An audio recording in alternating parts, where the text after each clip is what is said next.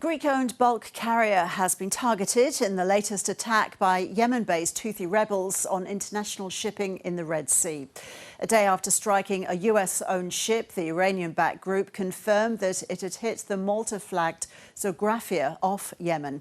It was sailing from Vietnam to Israel with 24 crew on board. The vessel suffered minor damage with no injuries reported. The targeting came after the ship's crew rejected warning calls, including warning shots. The Yemeni armed forces continue to implement the decision to prevent the navigation of Israeli ships or those associated with the Israeli enemy in the Red Sea and the Arabian Sea until the aggression is stopped and the siege on the steadfast Palestinian people in the Gaza Strip is lifted. The Houthi attack started in November with the seizure of the Bahamian-flagged Galaxy Leader while the commercial vessel was sailing from Turkey to India. Since then, dozens of vessels have been attacked, threatening movement along the key global shipping corridor through the Suez Canal and the Mediterranean Sea. The ongoing attacks continue despite a massive US and British assault on Houthi targets, a mission backed by Australia.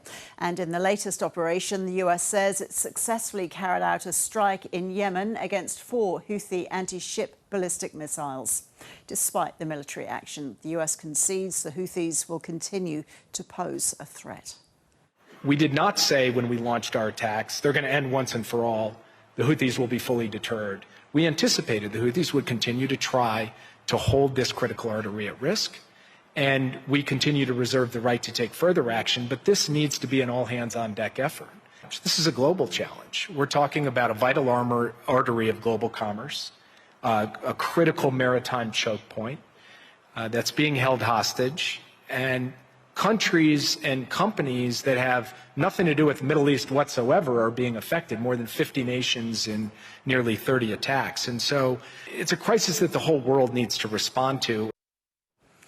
More than 2,000 vessels have been diverted from the fastest Asia to Europe route, one that accounts for about 12% of global shipping traffic. The crisis is causing significant disruptions and long delays.